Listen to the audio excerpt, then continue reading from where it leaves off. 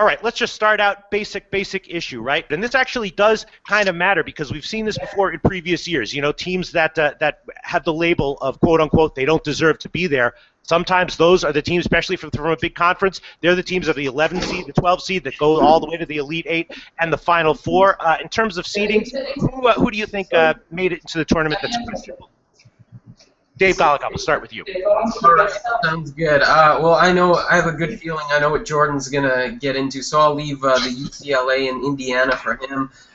Two teams for me, just Xavier, I think, is a little high, just because of the run that they had in the tournament. So I would be wary of Xavier. I don't think they're going to be in this thing very long. And the other thing is, you know, Dayton's a big conversation, of course. I think the thing with Dayton you have to keep an eye on is because of the seeding, because of what happened to them, they're going to be at home. I actually think they should have got a better seed. So they're in one of those bubble games, the playing games. They're going to be at home playing Boise State. So I think that's, you know, if you're looking at betting in the coming days, I think Dayton's a good bet already. Yeah, I agree, guys. Also, you know, Dave gave a little preview of it, but UCLA, I'm not sure, if there's like a lifetime achievement award or something in the NCAA tournament, and that's an automatic bid these days. But apparently, that's what UCLA got in on this year, and it kind of hurt my Murray State Racers. I was kind of hopeful that they would have actually, that they'd buck the trend here and get a little bit of love here for that 25-game winning streak and going undefeated in the OVC. But I'll save that preview for a little bit of small conference love later here. But yeah, I think that I also kind of think that I'll get into this team a little bit later too. But a little preview of that. Maryland, I think, is actually a little bit better than a 4 seed. I was a little bit surprised to see them that low, but that's what happens when you don't win your conference championship. You don't get that. You don't get the benefit of the doubt there. So that's kind of who I think didn't get exactly the best draw here. All right, so you're thinking that UCLA maybe should have been left out in lieu of who? Who didn't make it? Because I didn't even see. Who are the bubble teams that got screwed? Well, man, I will tell you. Oh, I'm sorry. Go ahead, Jordan. No, go ahead. No, Megan, who?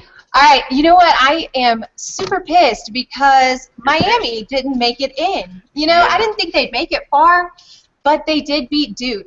Yes. And you know what? I just can't believe it. I can't believe they didn't get in. And Ole Miss came in instead of them. The best team that they beat this entire season was Arkansas. I'm surprised. I'm just, like I said, I'm just seeing these for the first time. So Miami got left out over Indiana. Wow. I can't believe that. See, I would pick if Miami and Indiana were going up head-to-head, and the line was pick 'em. Definitely, I would pick Miami. They didn't just beat Duke. That wasn't just a fluke. They took Virginia to overtime. Are there any other bubble teams that didn't make it that we want to talk about, or should we move on to futures? I think Jordan mentioned Murray State, right? Jordan, yeah. You want to talk about? See, I think my opinion is if Murray State played their whole season in one of the Big Six, would they really look as impressive as people are thinking about them right now? I don't think so. I think you're wrong, Peter. You know, they're the type of team I think I'm right. No, I mean, they're the type of team that plays extremely well on defense and can score with the best of them and run with the best of them. I mean, they're the type of team that is exciting to watch in these big tournaments. You know, I'm not ignoring the fact that they play in the Ohio Valley Conference. Let's be honest. The committee is not going to look highly on that, even if they went undefeated in that conference. You know, and they lost.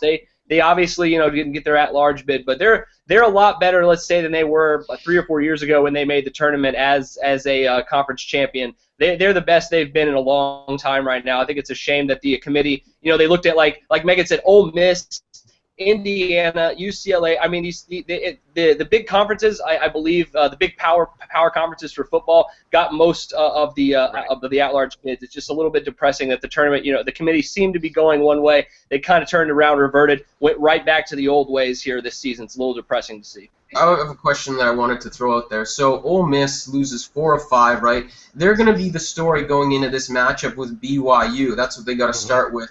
What do you guys think of BYU?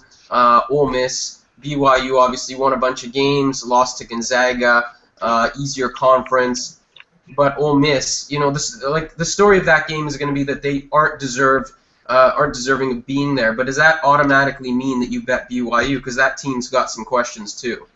Yeah, that's a tough one. BYU is a team that I wouldn't be too eager to bet against immediately. Mississippi, though, Ole Miss was 12-3-1 against the spread in all of their non-home games, and as we know in the conference tournament, that's a very telling stat. So I'll tell you right off the bat, there's no way I would bet on BYU in that one. For me, it's either going to be a Ole Miss or pass. We'll see what the spread is when it comes out. Ole Miss also was pretty bad against the spread down the stretch, and they were losing games straight up as well. But there's no way I bet on BYU in that one. For me, it would either be Ole Miss or pass. You disagree with that? You think BYU is a sneaky sleeper team?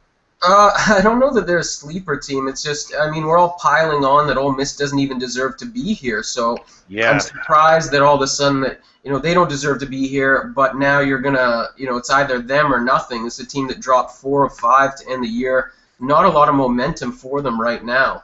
All right, so maybe is Ole Miss maybe the new Tennessee? Is Ole Miss maybe a team that we might want to look for to outperform their expectations? Absolutely not for me. No, really? Ole Megan? Miss? God, no. Yeah. Does anyone think that Ole Miss might outperform their expectations? I mean, these are exactly the kinds of teams where people are crapping all over them when the tournament starts, and then they're the ones who make it shockingly to the Sweet 16 or maybe the Elite Eight. And everyone no. No way. I mean, I prefer teams with momentum going in, who deserving to be there. Those are the teams that I'd rather back to the Sweet 16. I mean, okay, you mentioned Tennessee, but for every Tennessee, how many other teams that have dropped 4 or 5 going into the tournament that shouldn't be there, that are there, actually go to the Sweet 16? Good point, Dave Golokhov. You got me on that one, I admit. You I like to nailed me on that one. Damn it, I got beat on that point.